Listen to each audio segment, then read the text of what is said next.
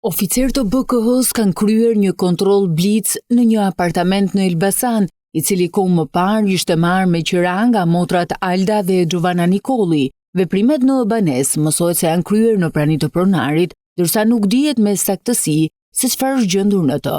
Të rejat nga Lezhë mësohet se aktualisht janë jashtë shtetit.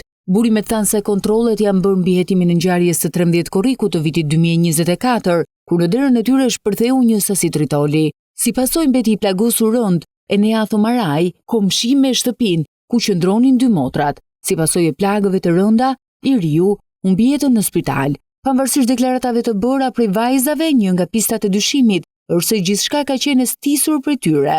Në ato kohë, motrat Nikolli u shprehën se ngjarja lidhet me konfliktin në rrjetet sociale dhe Nuredin Dumanin.